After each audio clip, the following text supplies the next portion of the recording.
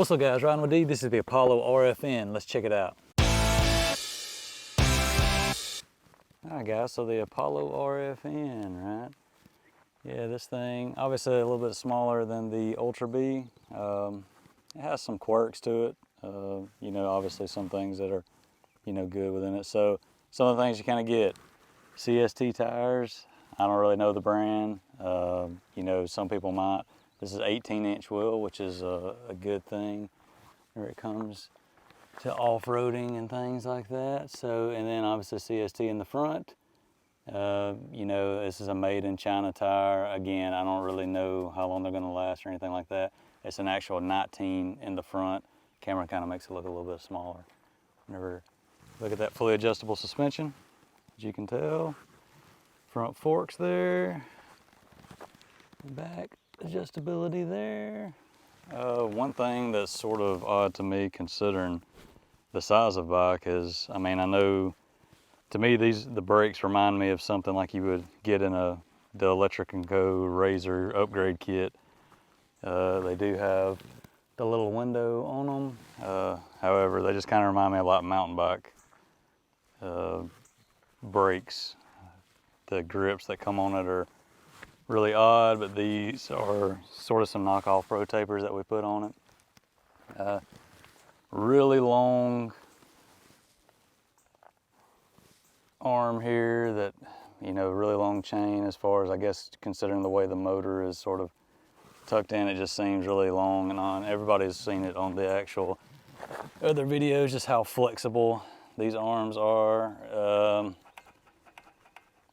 You feel it when you get in sort of sketchy terrain. You sort of feel how it's shimmying around, so it really doesn't give me too much confidence, but you know, it is something, if you get used to it, I think you'll be fine.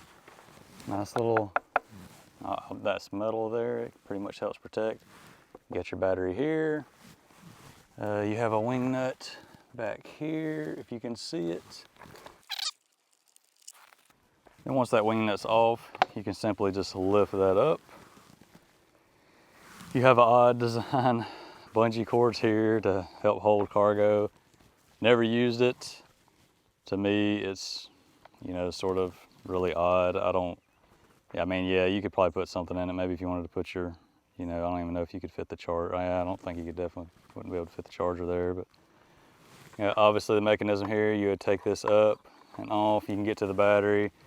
You can pull the battery out, whatever you would need to do whenever it comes to that.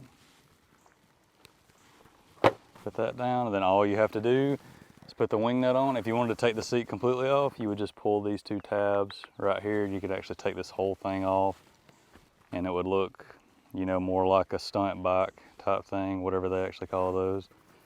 The pegs are awful. I don't like how narrow they are, but yeah, you know, it's just one of those things. The more you get used to something, the better off. Or the more comfortable you feel, rather, with how it is. So a couple of things. Took a tumble on this bike. Bought it used. It only had 7 miles on it whenever I bought it, so it was practically new, you might as well say. But for whatever reason, I was an idiot and didn't look over everything. You see, a lot of times there's marks to where whenever you tighten something, if you can kind of monitor whether it backs off.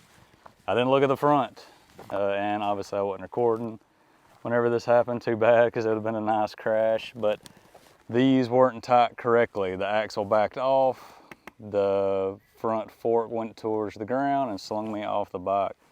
So just a public service announcement, even if it seems new, whatever, just look it over, just like you would any other new bike. But for whatever reason, with all the bikes I got, I didn't look over that when everything seemed good. But now we got all the nice markings, making sure nothing's backing off whenever you're riding it. Another thing too, kind of like what I was saying, you can clearly see it there, the calipers. Again, they remind me of something like on a mountain bike. One thing in the back you can sort of see here, see how you have like some wear here? This little lip is very, very close. It is metal, and I think it's just ever so slightly skimming the rotor. You don't feel it, but we can obviously tell that something's going on right there.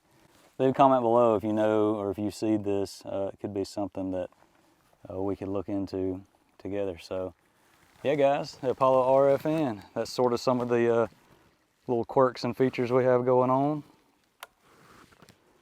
Obviously whenever we cut it on here, you have all these different, you have to hold the brake down, obviously with the kickstand up.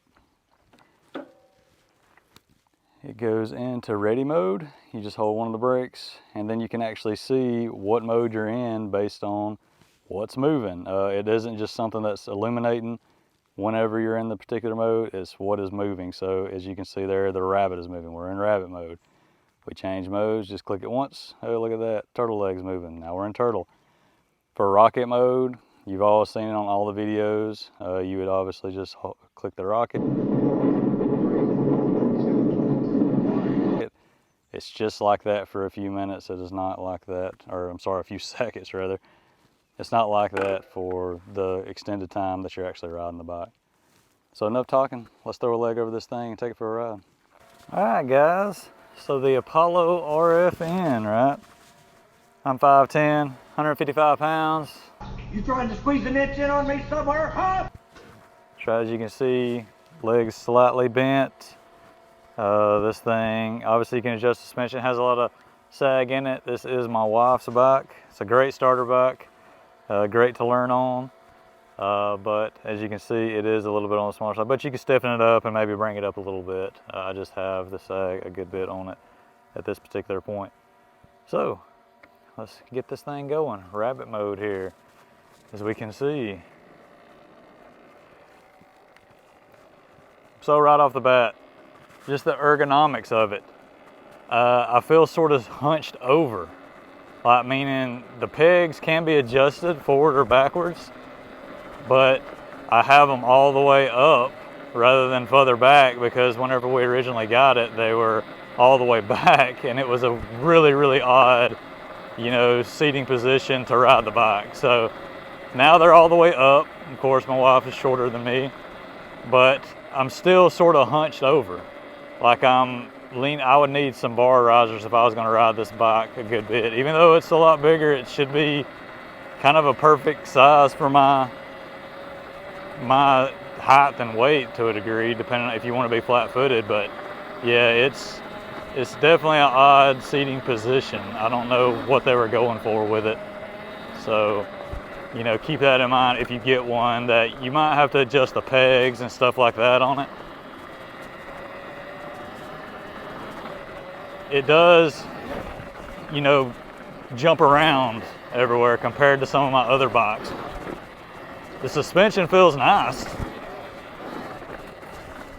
but it just doesn't, you know. Another thing is the throttle isn't like instant. So meaning there's a good bit of play in it.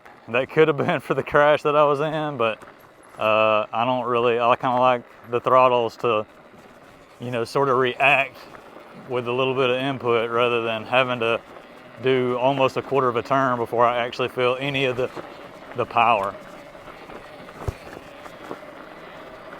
Yeah, and then when me setting over, it kind of makes that harder because all my weight is on my arms at this point. So you would definitely get an arm pump if you ride this thing for a long period of time, you know, doing a lot of tricks or something like that with it.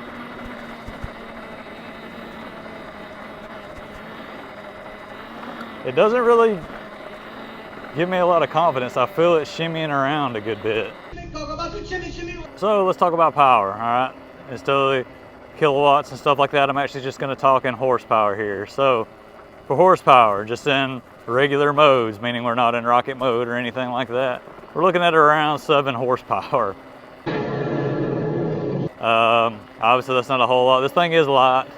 It's definitely, if you're a lighter person, it's definitely enough power to go through some trails, you know, easily pull you. Like right now, I'm not in the rocket mode or anything like that. So again, around 7 horsepower. If you go into rocket mode, you know, we're looking at getting closer to 17 horsepower. You're getting right at your Ultra B top power whenever it comes to that, and you can definitely feel it within this bike. So, you know, it has the power. It's just depending on how much of it you want. Like right now, you know, in rabbit mode, you know, around the 7 horsepower mark and it is, suspension does not like these rocks, but I do have it really soft. It is enough power to get you through the trails. Turtle mode, not so much. If you got some hills to go up, you're probably gonna stop on them unless you got the momentum before you get to it. So yeah, you have a feeling of the Ultra B whenever you hit rocket mode, but just realize that that's how the Ultra B is all the time, unless of course you just have it in the lower mode, but it still picks up the power. Unlike this, would literally, you can't make it up the hill if you have it in the turtle mode. Rabbit mode has been able to make it up the hills for me. I don't really necessarily have to put it in the turtle mode at that point. Yep. Again, the seating position, just like that hill, I really feel it a lot in my wrist. Compared to my other bikes, I don't really get that feeling as far as like trying to hold myself up. So that is one thing I definitely don't like about this bike.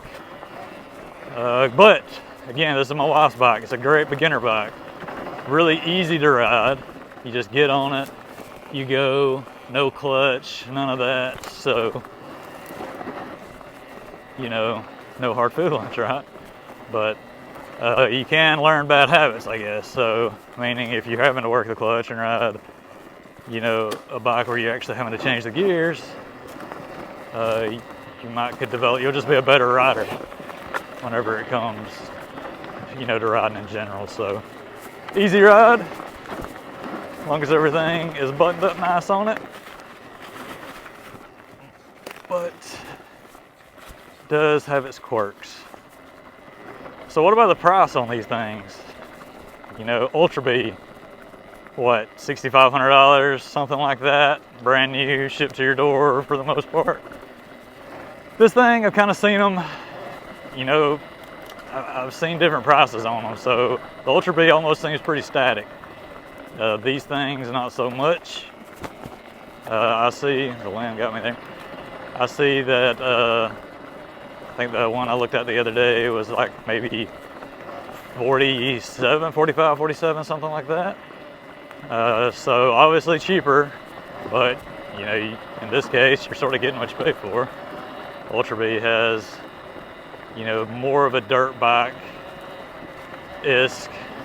bike compared to this one. I think is a little closer to a mountain bike rather than, I mean, it's definitely a dirt bike, but I see the similarities from the mountain bikes in this one more than I do the Ultra B. But what about the used market? Apollo, right? Well, I haven't said it yet, but hey, who else makes something just like this? Beta. Beta, obviously, a pretty expensive brand to a degree. I've heard rumors that theirs are faster. I don't know, like whenever I look at them, all the specs are the same. Correct me if I'm wrong, leave a comment below. I could be wrong about that, but just everything I see seems like the specs are the same. So why pay the extra money? The color is cooler. I do like the color of the Betas. So yeah, you know, something to definitely keep in mind whenever you're looking at these things. Like going through some of that sand just then, I can feel it a good bit. It really wants to wash out that front tire. So not real confident with the tires that are on this thing. I think it could help transform the bike if you put, you know, better tires on it. But hey, whenever you're getting into that, now we're getting, once we start putting all the money in to make this thing how we want it, we're getting to a stock Ultra B. But as we all know, we also want to change the tires on Ultra B. So, you know, it's kind of dependent upon what you want. I do think these tires are better out the gate than the Ultra B. Not to just keep comparing, but that's just something to think about. Again, going downhill just then, hitting the brake, I feel a ton of pressure on my wrist just because the weight pushing forward with the way I'm having to sit on this thing. So, yeah.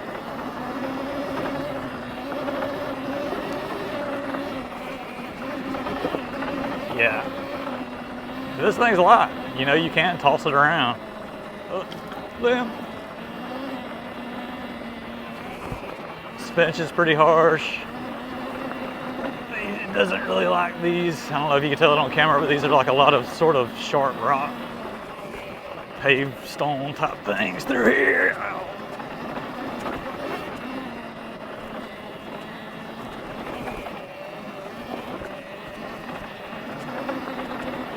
Yep, but got up there pretty nice. Obviously you don't have the power like you would some kind of 2-stroke 85 or anything like that.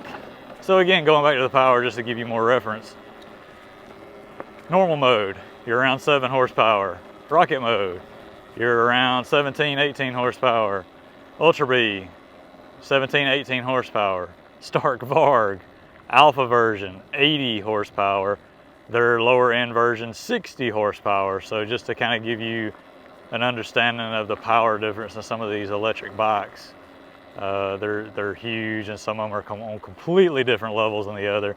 The Ultra B is on a different level than this bike.